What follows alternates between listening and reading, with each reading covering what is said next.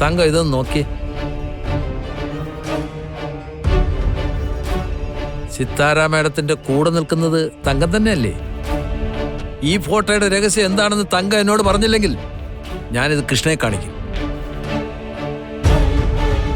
ഇത്രയും കാലം എന്റെ അച്ഛൻ ആരാന്ന് അമ്മ പറഞ്ഞിട്ടില്ല.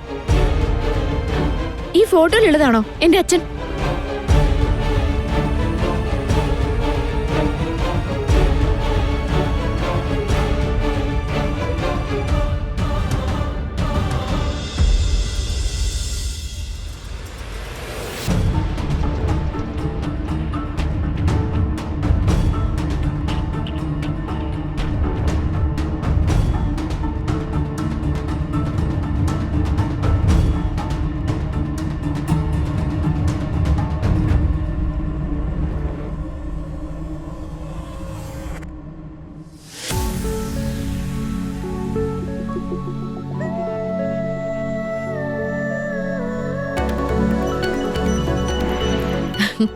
മമ്മി, കൊള്ളാമോ?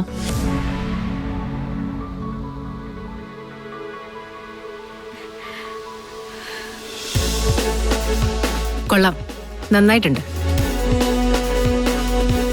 ഗാഥ മാഡം എവിടെ ചെന്നാലും നമ്പർ 1 ആയിരിക്കണം എന്നാണല്ലോ സിത്താര മാമിന്റെ ആഗ്രഹം.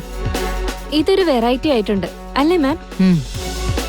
നിസ്സാര കാര്യത്തിനല്ലല്ലോ ഞാൻ പോകുന്നത്.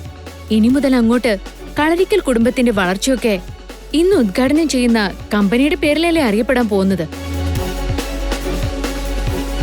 അത് സ്വിച്ച് ഓൺ ചെയ്യുന്നത് ഞാനല്ലേ? മമ്മിയുടെ ദൈവങ്ങളെയൊക്കെ ഒന്ന് കൂട്ടുപിടിച്ചോണം.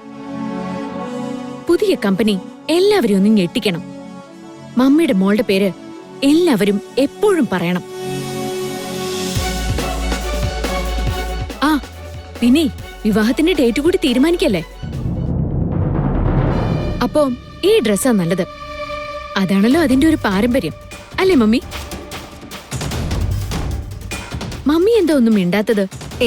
നത്തിങ്. ഇനി മോക്കെന്തെങ്കിലും റെഡിയാവാനുണ്ടോ? പിന്നെ ഒരു ഫൈനൽ ടച്ച് കൂടി ബാക്കിയുണ്ട്. മമ്മിയുടെ ഒരു ഒപ്പീനിയൻ അറിഞ്ഞിട്ട് നേരെ അതിനങ്ങ് കയറാന്ന് വിചാരിച്ചിട്ടാ. അപ്പൊ ഓക്കെ, ജസ്റ്റ് 2 minutes. ഞാനിപ്പോ വരാം.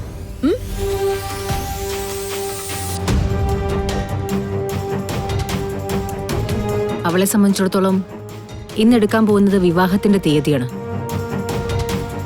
പക്ഷേ എനിക്കതെന്റെ മോളെ കൊലയ്ക്ക് കൊടുക്കുന്ന തീയതിയാണ്. മാം, ഇനി ഇതൊന്നും മുടക്കാനായിട്ട് ഞാൻ എന്താ ചെയ്യേണ്ട സിനി? മാം, ഇനി എന്തെങ്കിലും പറഞ്ഞ് നവീനിൽ നിന്ന് ഗാഥ മാഡത്തെ പിന്തിരിപ്പിക്കാൻ നോക്കിയാൽ ഗാഥ മാഡത്തിന് മാമിനോട് ഇഷ്ടക്കുറവുണ്ടാവും.